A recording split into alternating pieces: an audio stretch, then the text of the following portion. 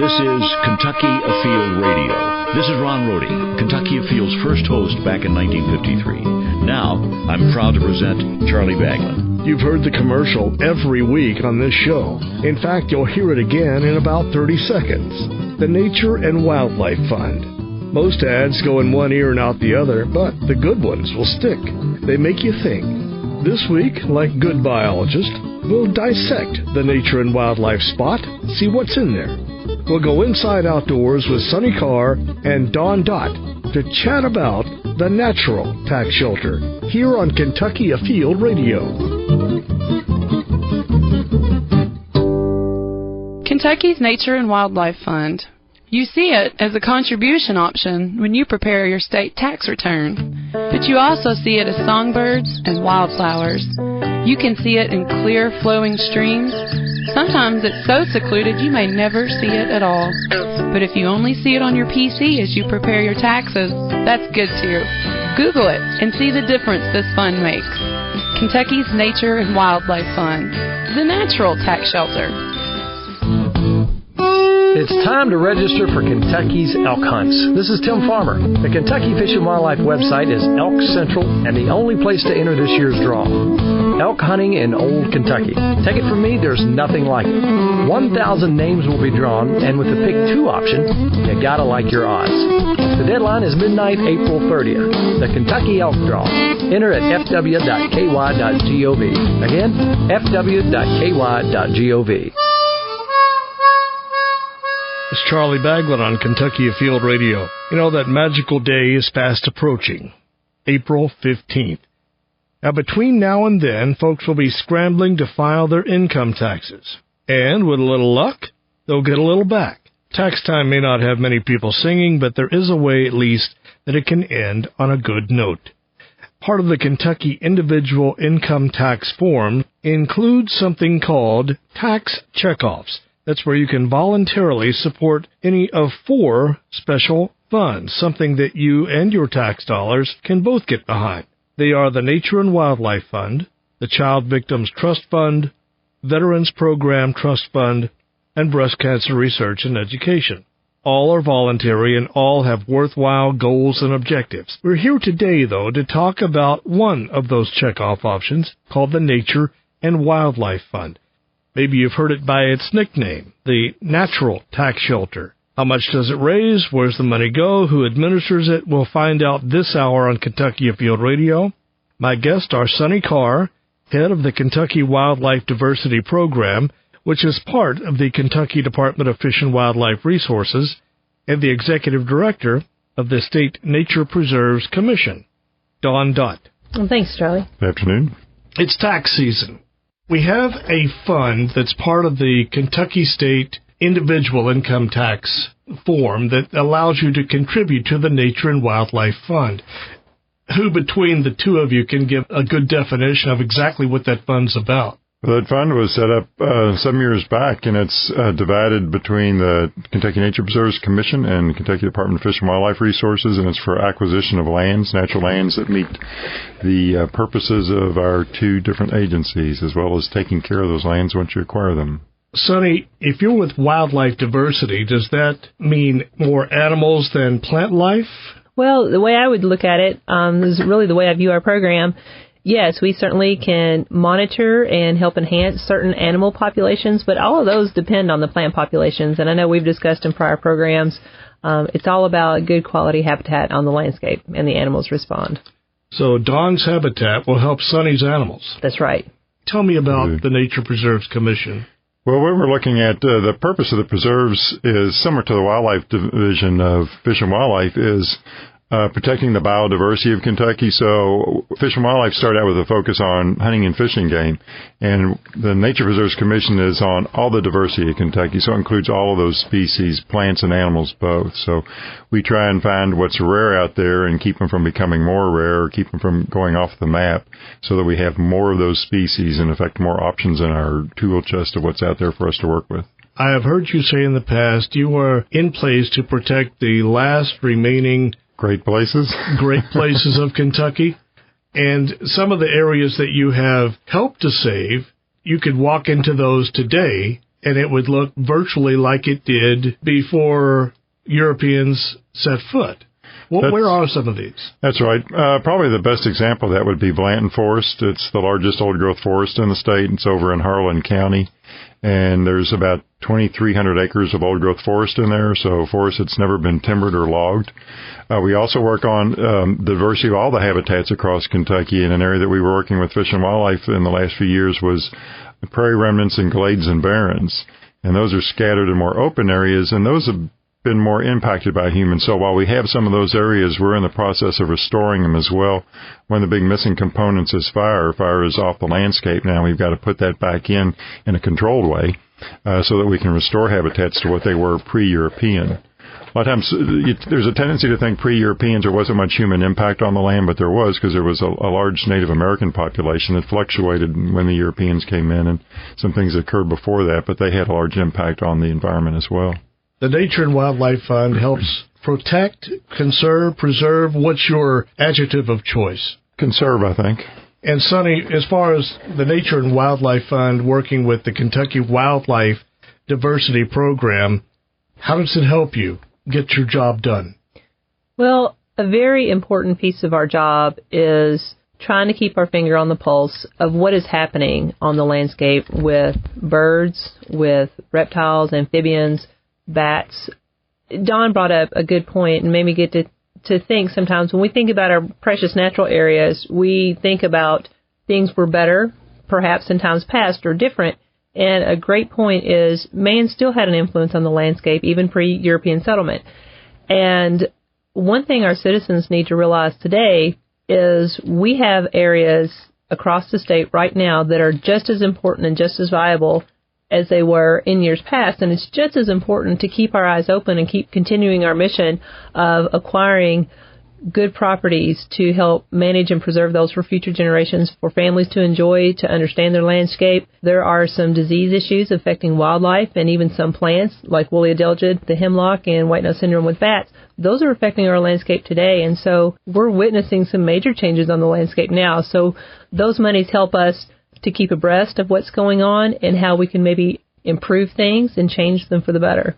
I think it's safe to say that for anybody who has never heard of the Kentucky Wildlife Diversity Program, it probably would go in one ear and out the other. But if you say peregrine falcons, if you said bald eagles, you were instrumental in helping get them off of the endangered species list, were you not? We were. We were one state of many that had a concerted effort on restoring these birds and bringing them back, and were successful in getting them off the endangered species list and are doing great today. Last year we had over 100 eagle nests across the state. The peregrine falcons are doing extremely well. It's amazing from when I started with the agency, in the mid-90s, the situations that we find ourselves working in with nesting birds today.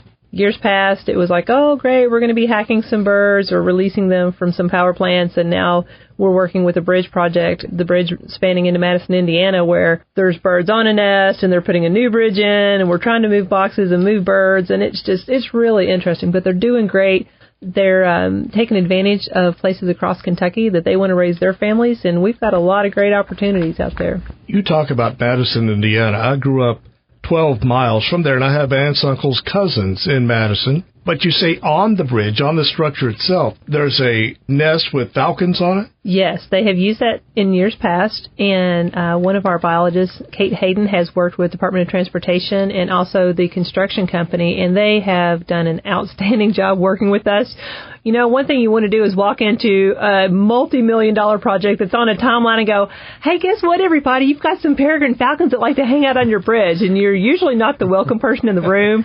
But by the end of the project, this has been going on now for nearly a couple years, and they have been absolutely wonderful. Once they realized all that the birds needed was a little bit of space in a box, basically under the bridge, they have been fantastic. They're accommodating us with getting the new box on the bridge, which is installed, and making sure that we can get access to go in so that we can ban the chicks and we can monitor the birds.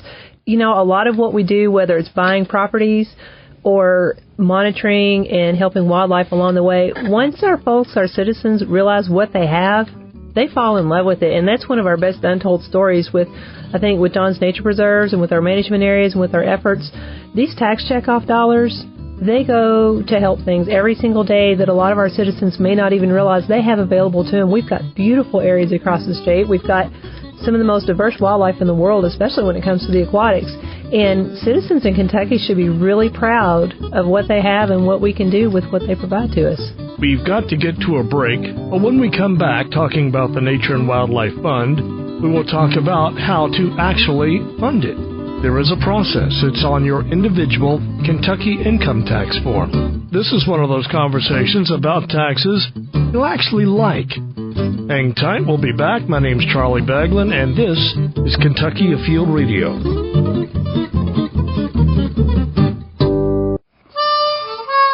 This is Kentucky Afield Radio, and my name is Charlie Baglin. In the studio with me, Sonny Carr with the Kentucky Department of Fish and Wildlife's Wildlife Diversity Program, and Don Dott, who heads the Kentucky State Nature Preserves Commission.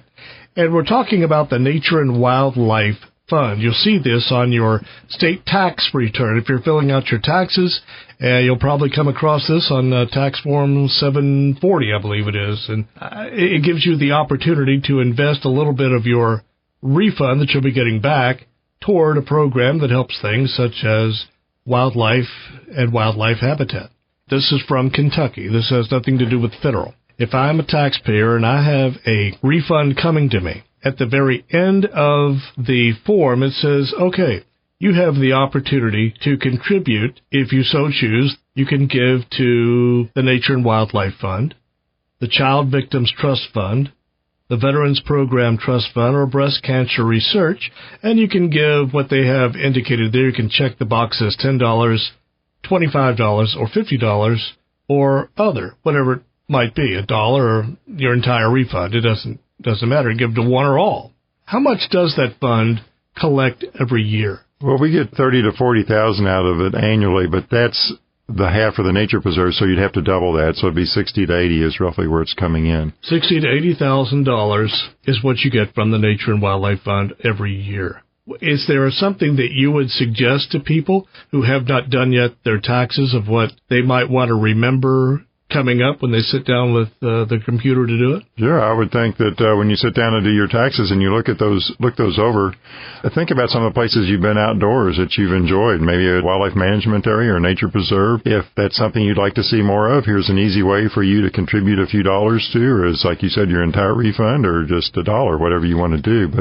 And you might look at it as, well, my little bit's not going to help, but it's not just your little bit, it's another little bit, and that's how you get to $60,000 to $80,000, and hopefully we can bump that up to some more. And the more that's there, the more we can accomplish with it in purchasing some of these lands for the public to get out and enjoy and protect the wildlife across the state.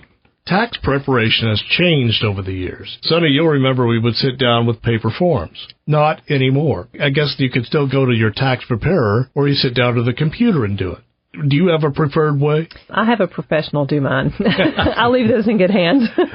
Tax Act, TurboTax. Today, you will see on commercials, in the newspaper, if you look, Tax Preparer A guarantees you the maximum refund. We want to get you every benefit. We want to make sure you've taken advantage of every deduction out there known to man.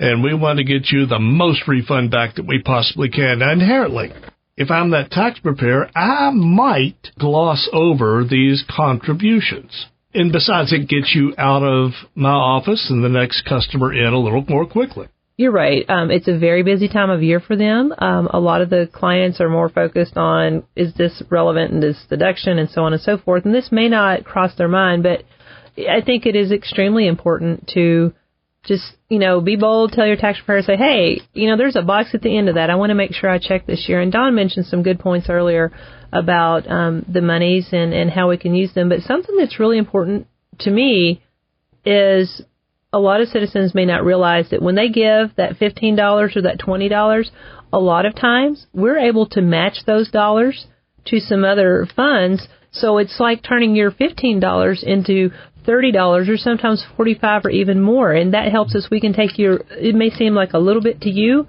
but that means a whole lot out on the landscape and builds a lot of opportunities because we can match those to other programs that we have access to. So those dollars are extremely important. And also, I'm really ornery, and as much stuff as I feel like I pay for that I'm not too crazy about, well, by golly, I want to give some money into something I like, and I know land is long-term. They ain't making no more of it. I'd made a note here.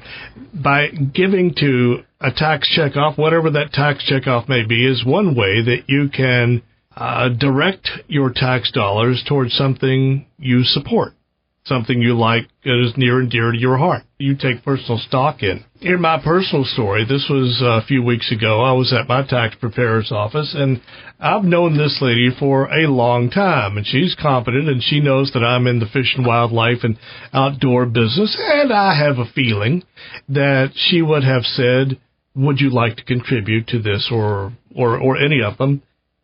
But I told her right up front, if I am due a refund from Kentucky, don't forget I would like to contribute to the Nature and Wildlife Fund.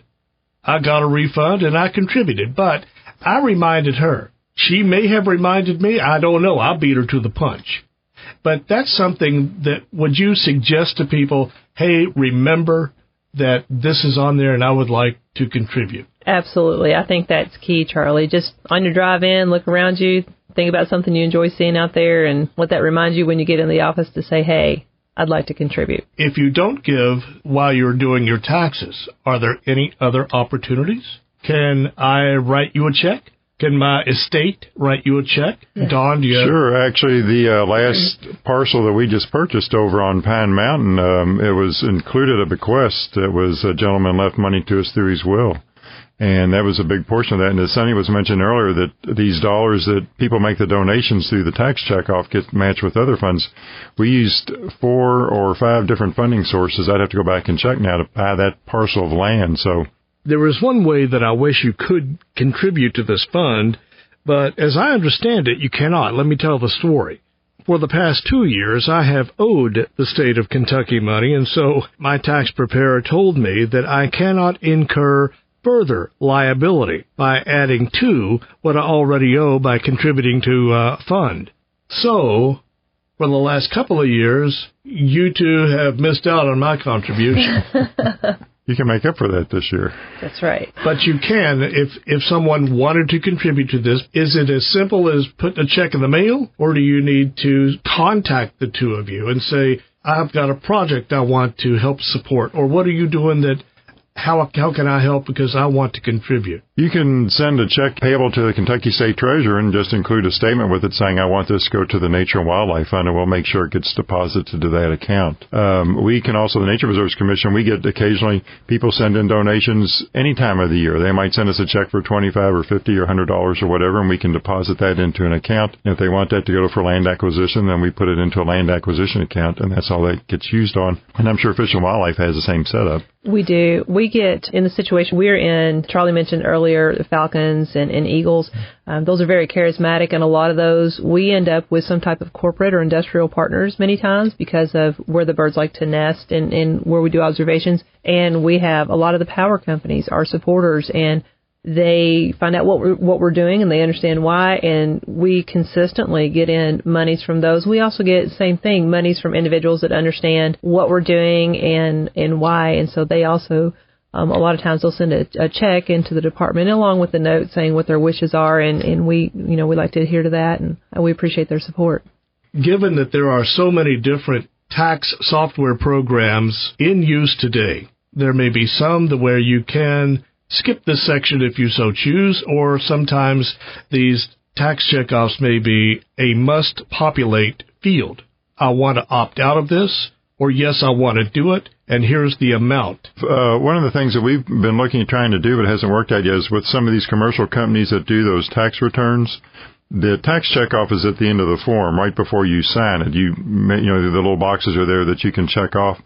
And what we would like to do is to get if it's on an online system where then you could click on Nature and Wildlife Fund, and it would take you to some of the properties that have been acquired, so you can see actually where your money has gone, and give people a good example and make a little more connection with it than just a couple of words on a piece of paper. We haven't been able to put that into place yet. We're still looking at that, but I think that would be an interesting thing to do. Talking about the Nature and Wildlife Fund, which is a tax checkoff if you're a Kentucky citizen and you pay taxes and fill out a Kentucky personal income tax form, you will come across this toward the end of your tax preparation, be that on your PC or at your tax preparer's office.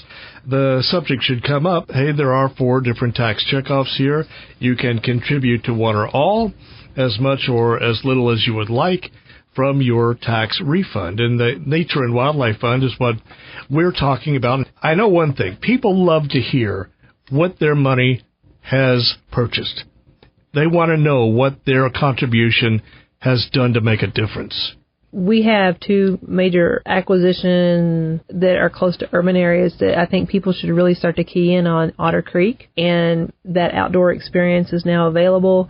And we've gone and we've looked at it for bats and a few different things, but also Veterans Memorial. I'm thinking, because you mentioned Pine Mountain, that's a really significant one within the last year. Since we've got a lot of users coming back into Otter Creek, that's hitting Louisville and that Radcliffe area. Have you or one of your family members been able to go out and enjoy the Otter Creek Outdoor Recreation Area since it's opened up, or the newly acquired Veterans Memorial Park? We've got several properties that are jointly owned and managed with Nature Preserves and Kentucky Department of Fish and Wildlife Resources, and one I can think of is the Wild Rivers program over at Martins Fork. We have nature preserves that are on some of the state parks, so you mentioned parks, and there's overlap there as well. The public probably sees conservation going on, and they don't draw the distinctions between the different agencies, I'm sure, and there are different focuses between the different agencies, but it very much all dovetails together, and we do cross paths a lot. When we come back after the break, I want to ask you two about success stories, because I know that the benefits of this fund has to hit home for a lot of people, and we'll talk about some of these areas and some of these creatures that live around the state when we come back. My name is Charlie Baglin, and you are listening to Kentucky Afield Radio.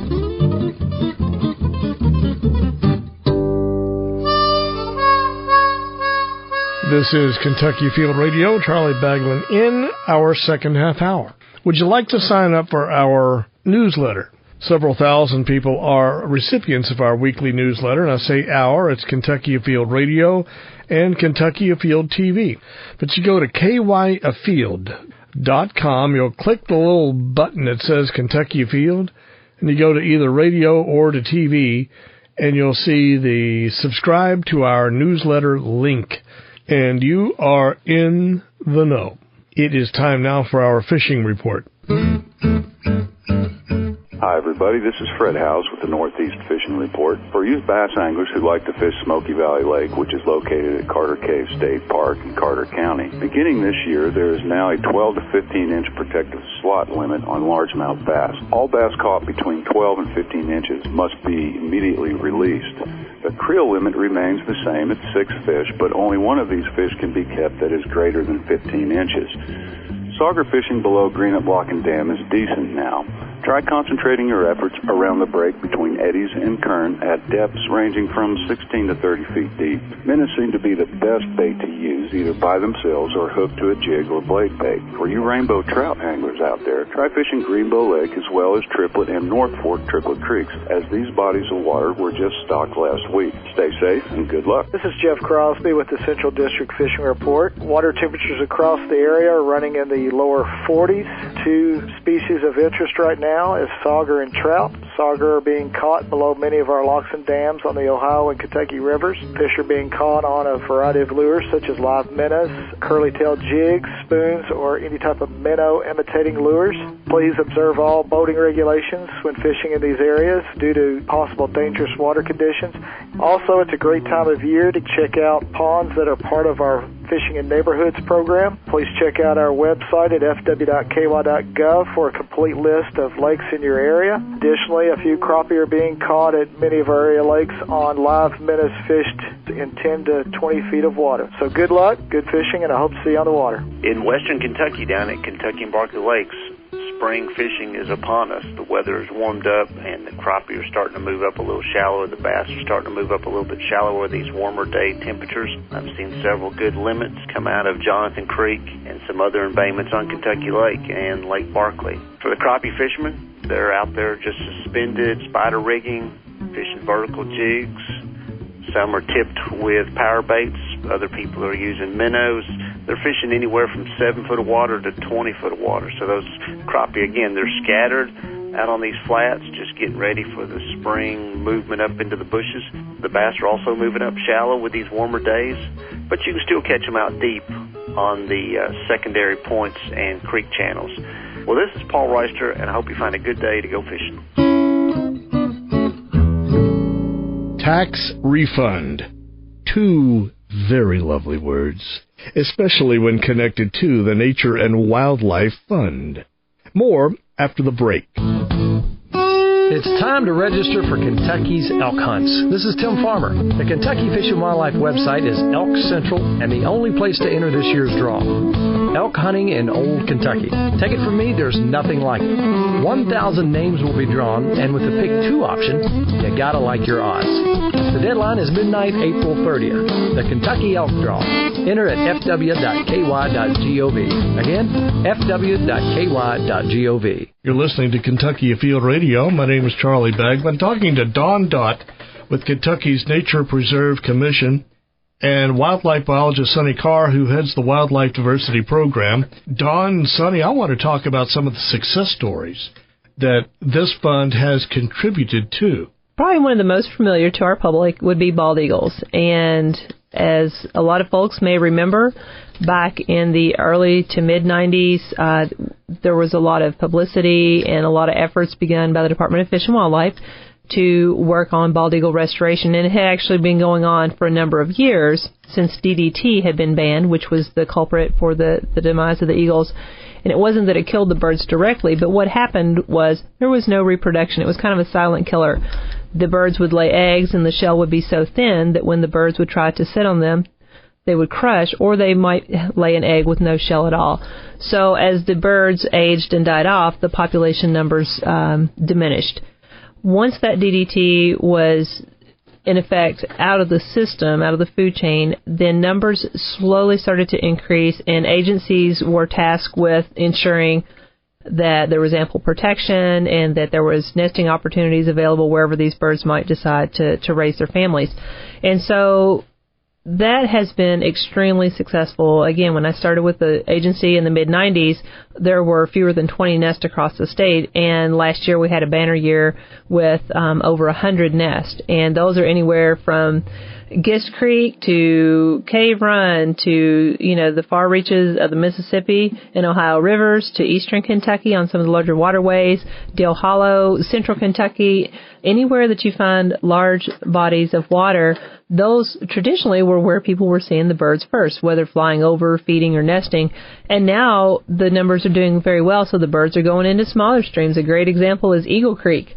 We have a bird up in Henry County, and we have a pair up there and that we know that are using the area. And it's really exciting for our citizens to go out and see a bald eagle, especially at tax time. You think of the eagles, our national symbol, and another one that Don and I have discussed a little bit is a project that we had going on at Shaker Village down in Mercer County. That was actually begun as a large-scale habitat project with the intention of improving conditions for migratory songbirds and also quail. They have been a tremendous partner, the Shaker Village group has. We have been able to convert and restore many acres of native warm season grasses and prairie habitat there, and also some shrubland habitat that was common. And that area lies along the Kentucky River, and all of this great corridor ties into the Palisades region, and there's a lot of work being done along the Kentucky. With the work at Shakertown, the money's such that folks are going to contribute or can contribute to the Tax Checkoff Fund, help support some research that we're doing.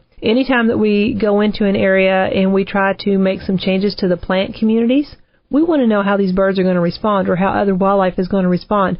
We don't want to just go do good things. We want to make sure we're doing the right things. And so we have been in partnership with some other folks on doing some long-term research.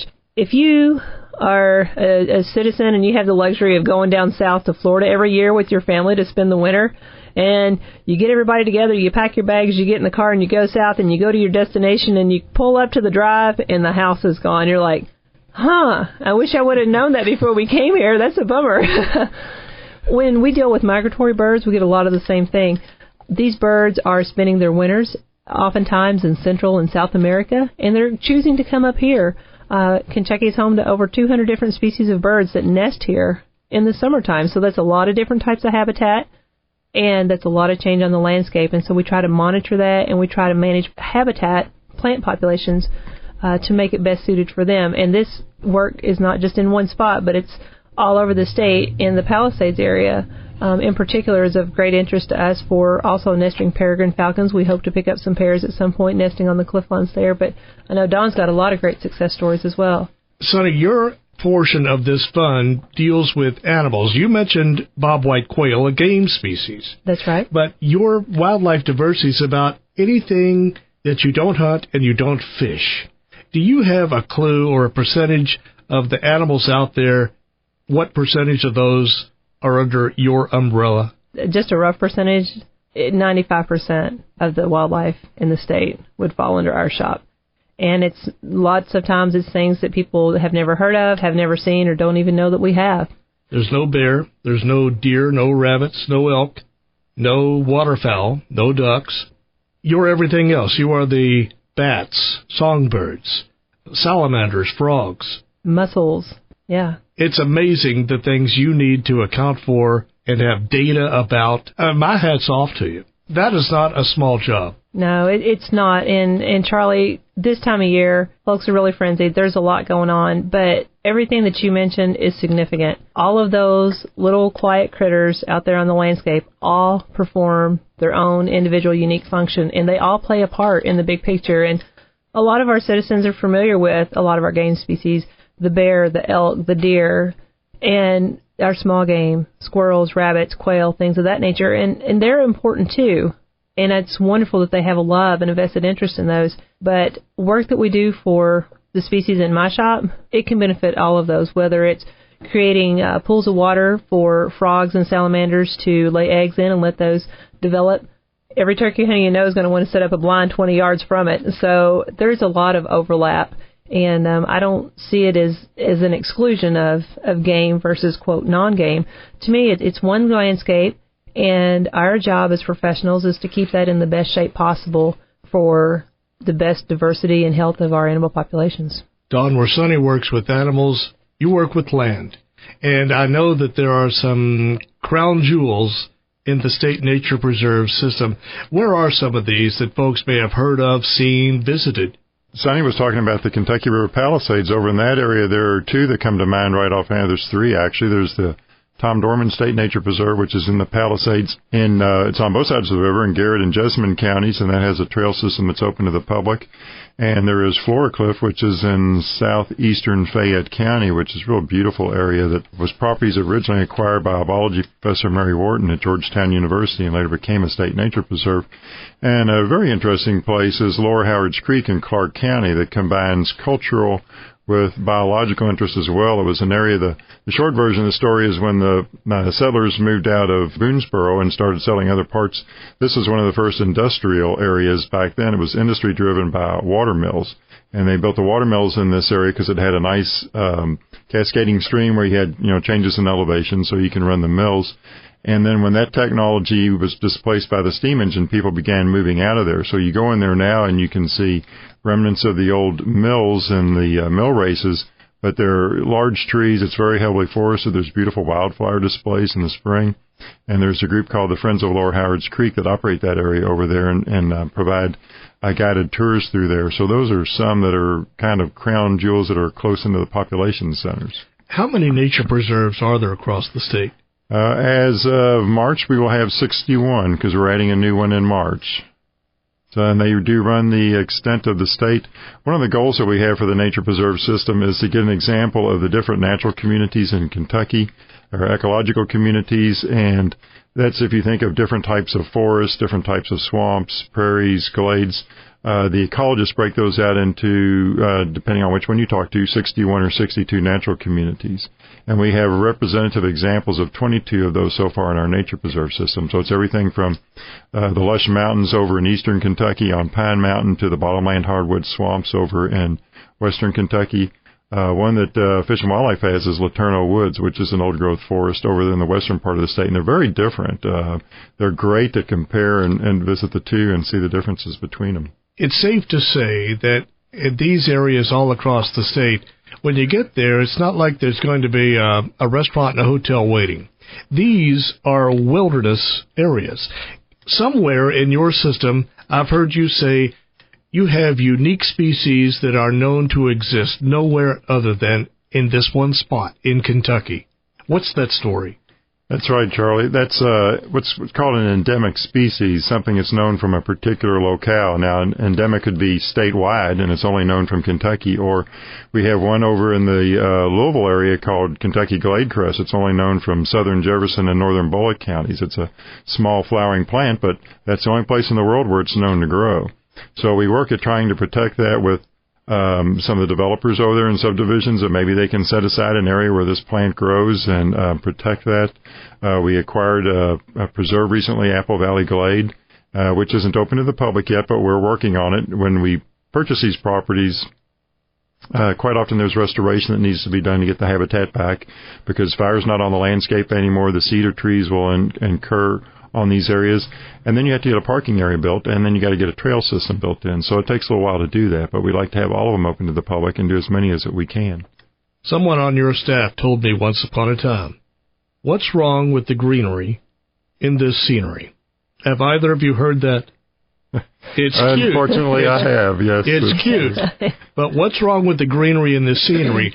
And the point that Joyce Bender was making was, people like me might look out across the countryside and see trees and plants growing to the kingdom come. But there's some plants in there that shouldn't be there. And she has an eye for that. You two have an eye for that, but maybe the general public not so much. I have a feeling that part of what you do with the Nature Preserve System, and this Nature and Wildlife Fund helps to eliminate, are some of these invasive species, things that are there that shouldn't be. Comment to either one of you. The greenery that a lot of people don't recognize is the greenery that doesn't belong there. It's things like Japanese honeysuckle, and it's so pervasive and it grows in so many places that it just appears to be a natural part of the landscape, but it's really not. Another one is bush honeysuckle, and Lexington's made a concerted effort over there to reduce some of those populations. The bush honeysuckle will overtake the understory in a forest and crowd out and shade out the other plants that would grow there that are native species. It doesn't have the predators or the diseases that it would face in its homeland aren't here to keep it in check, and it just grows out of control. Kudzu is that's the poster child for invasive species, but there are a lot of others, that are trying to catch up with kudzu, unfortunately. And we hope that it never does, because kudzu will just drape over a forest just as if it were a curtain. When we come back, we've got to go to our break. I'm going to ask you, what would each of you do if money grew on trees and this fund was limitless? We'll talk more about the Nature and Wildlife Fund coming up on Kentucky Afield Radio.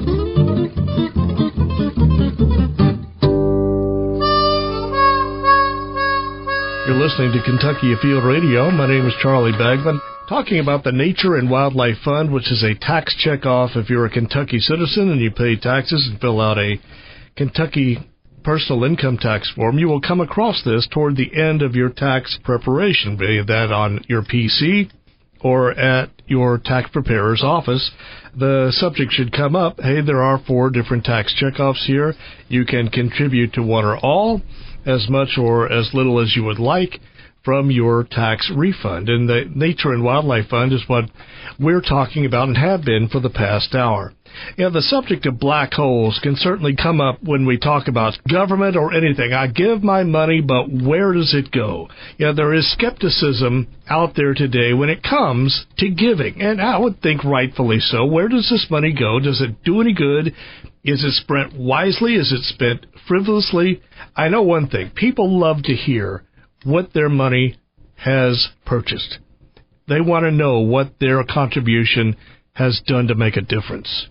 And that's what we've been talking about with nature preserves, the benefit of bald eagles and peregrine falcons and songbirds. Let me be the one to say thank you, too, for what you have done. I'm glad I know where my contribution has gone.